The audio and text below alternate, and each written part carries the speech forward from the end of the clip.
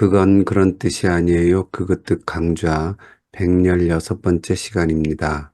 제 116강의 제목은 오병이어의 주제는 한 아이의 헌신일까입니다. 오병이어의 기적은 사복음서 모두에 나오는 유일한 기적입니다. 초대교회와 당시 성도들이 절대 잊어버려서는 안 되는 중요한 사건으로 인식했던 것이 분명합니다. 그래서 마테마가 누가 요한이 모두 이 사건을 기록하고 있는 거죠.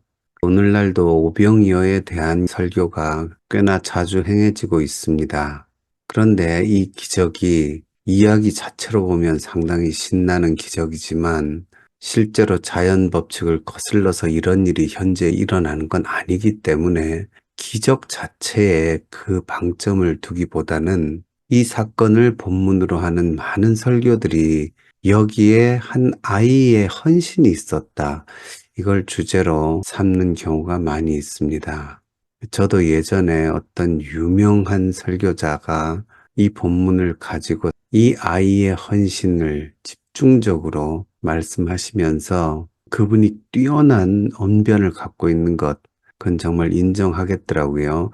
저절로 양심의 가책이 와요. 이 아이는 자기에게 있는 이 작은 걸 드렸는데 너거는 뭐하냐? 지금 주님께 무엇을 드리고 있느냐? 그러니까 그걸 듣는 우리들의 신앙 양심은 이제 막 자극을 받아서 야, 뭐라도 주님께 드려야 되는데 물론 헌금이나 뭐 돈을 강조하신 건 아닙니다. 하지만 어떻게든 주님 앞에 내가 뭔가를 해야 되지 않겠나. 어떤 면에서 목회 전략적인 면에서는 상당히 좋은 설교지요. 아마 그런 식의 설교가 행해지면 그 교회는 외적으로 어떤 성장과 발전이 분명히 있을 것 같아요. 듣는 사람이 그 아이보다도 못한 나 자신을 발견하고 뭔가라도 더 주님을 위해서 해야 되고 바쳐야 되고 하는 그런 마음을 참 잘 일으키는 설교였습니다. 하지만 궁극적으로 그 설교가 성경적인 설교일까? 거기에는 의문이 있다고 생각합니다. 그리고 성경적인 설교가 아니면 아무리 좋은 결과가 있더라도 그건 하나님의 말씀을 전한 게 아니지요. 뛰어난 설득력 있는 웅변은 될 수 있지만 그러나 하나님의 말씀을 전하는 게 설교잖아요. 하나님의 뜻을 전한 건 아니라고 봅니다. 왜냐하면 이 아이가 보리떡 5개와 물고기 2마리를 가지고 있다는 이야기는 요한복음에만 나오거든요.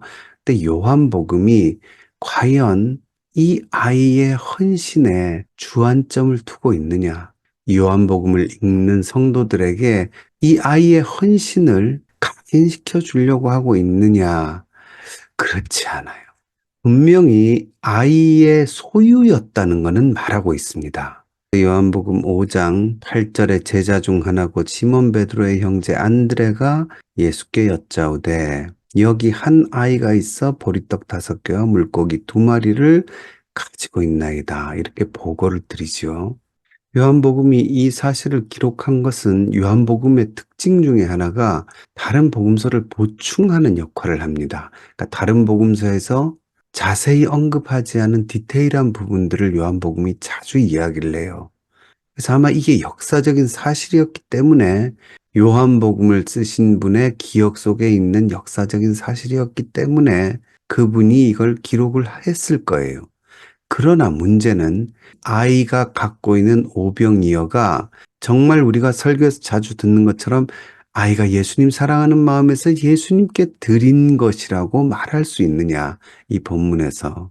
그건 거의 불가능합니다. 여기 보면 한 아이가 자기의 소유인 오병이어를 드렸다, 바쳤다, 이런 얘기가 없어요.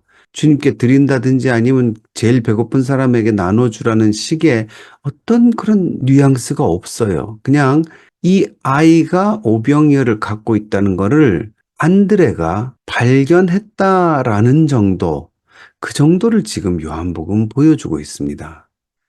만약에 요한복음에서 이 아이의 헌신이 오병이어의 아주 중요한 역할을 했다라는 걸 보여주기를 원했다면요. 간단하게 1마디나 2마디만 첨가하면 됩니다. 여기 한 아이가 있어 이걸 선생님께 가져왔습니다. 라든지 이 아이가 나누기를 원합니다. 그 동사 하나만 넣으면 돼요. 그런데 아이가 가진 오병이어, 이건 역사적인 사실이니까 기록을 했지만 그 아이가 그 오병이어를 예수님이나 혹은 군중들을 위해서 어떻게 했다는 것은 오히려 말하지 않으려고 애를 쓰고 있어요. 차단시키고 있죠. 쉽게 말해서 독자로 하여금 아이에게 집중하지 못하도록 지금 요한 선생님은 오히려 애를 쓰고 있어요. 그러니까 성경이 가지고 있는 의도는 아이의 헌신을 강조하는 게 아니라 오히려 아이에 대한 부분은 축소하고 되도록 나타내지 않으려는 게 이 본문이 품고 있는 의도라는 겁니다. 그래서 지금 이 어린이의 헌신에 집중시켜가지고 은혜 받는 많은 설교들이 있지만 요한복음은 이 아이를 통해서는 은혜 받지 못하게 하려고 애를 쓰고 있다는 겁니다. 아마 지금 이 강의를 듣고 계신 분들 중에 아따 어지간히 까다롭다, 뭐 좋은 게 좋은 거지, 은혜 받고 이 아이처럼 헌신하자고 결단하고 하면 좋은 거 아니냐, 그렇게 생각하실 분이 많이 계실 것 같아요. 특히 목사님들은 더더욱 그러시겠죠. 그러나 제 말을 한번 들어보십시오. 왜 이게 중요하냐면 이렇게 성경이 강조하지 않으려는 부분을 억지로 끄집어내서 주변적인 것을 핵심적인 것으로 변화시켜서 말씀을 전하면요, 진짜 중요한 부분이 사라져 버립니다. 진짜로 집중해야 될 부분이 약화되어 버려요. 그렇게 되면 오히려 하나님의 뜻을 우리가 왜곡시키게 되는 결과가 나온다는 겁니다.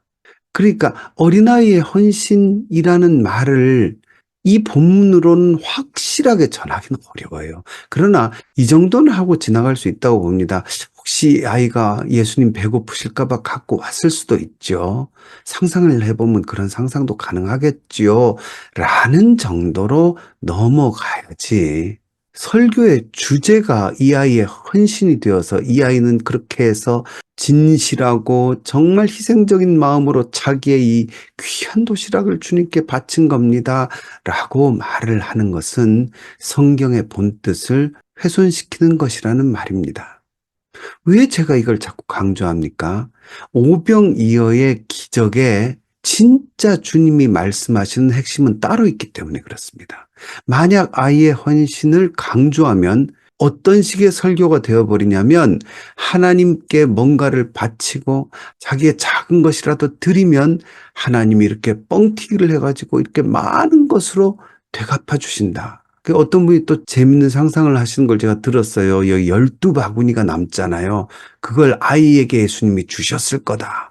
그것도 이 어린이 헌신에서 나중에 12배나 되는, 12배도 더 되겠죠. 그 큰 수확을 얻고 돌아가는 어린이의 모습을 첨가함으로써 더더욱 한 아이의 헌신이 주님께 상달되어서 그걸로 큰일 나시고 이 아이에게도 큰 물질의 복을 주셨다, 이렇게 이어나가는. 그러나 성경에 보면 12바구니를 아이에게 주셨다는 말도 없어요. 당시에는 바구니 같은 것도 비쌌을 건데 그 음식 준다고 바구니까지 다 12개나 그 아이한테 줬을 리는 없죠. 그것도 핵심이 아니에요. 이렇게 아주 미미한 부분에 확신할 수 있는 어떤 근거가 없으면요, 그걸 주제나 핵심으로 삼을 수는 없습니다. 이 오병이어에는 분명한 핵심이 있어요. 그게 뭡니까? 오병이어는 떡 먹고 배부른 이야기가 아니다. 바로 그 다음날 예수님이 6장에서 선언하시죠. 그리고는 떡 먹고 배불러서 오병이어를 쫓아왔다면 그건 표적을 제대로 보지 못한 거다. 표적은 주님의 뜻을 담고 있는 사인이에요. 그 표적을 제대로 봤다면 오병이어는 뭡니까? 썩을 양식에 대한 얘기가 아니라 영생의 양식에 대한 이야기다. 그 영생의 양식은 주님의 살과 피다. 그래서 요한복음 6장에 예수님이 오병이어의 해설을 해주시면서 결론이 뭡니까? 내 살을 먹고 내 피를 마시는 자는 영생을 가졌고 마지막 날에 내가 그를 다시 살리니 내 살은 참된 양식이요 내 피는 참된 음료로다. 그러니까 오병이어를 보면 참된 생명의 양식, 생명의 음료인 예수님의 살과 피, 결국 십자가의 사랑, 십자가의 죽으심. 그걸 상징하는 게 오병이어라는 걸 요한복음은 강조하고 또 강조하는 겁니다. 그리고는 그게 어디로 갑니까? 나중에 십자가 사건에서 그 몸이 찢어지죠. 창으로 찔려서 몸이 찢어지고, 그러니까 그 떡이 생명의 떡이신 주님의 몸이 찢어지고, 그저 세상에 나눠지는 거죠. 동시에 거기서 피와 물이 나오더라. 거기서 나오는 주님의 사랑의 증표인 죽음을 감수하신 그 피, 우리를 사랑하사 흘리신 그 피와 물, 참된 음료가 되는 거죠.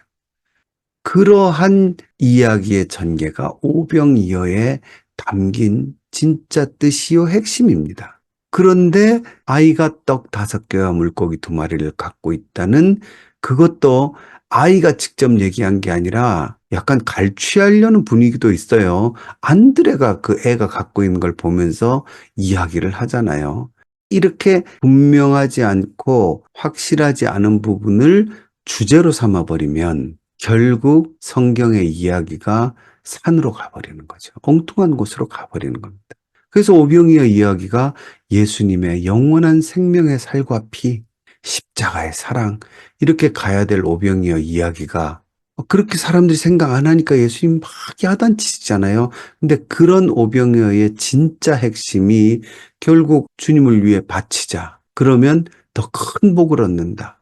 이런 식으로 가버리면 완전히 왜곡이 되는 거죠. 그래서 제가 이 부분을 함께 나누는 겁니다. 어떻게 하든지 우리의 강단이, 그리고 우리의 성경 공부와 성경에 대한 지식이 성경적인 바른 해석 위에 세워져야 하기 때문에 그렇습니다. 그 일이 제 사명이기 때문에 이런 강의를 하는 겁니다. 오늘은 여기까지 하겠습니다.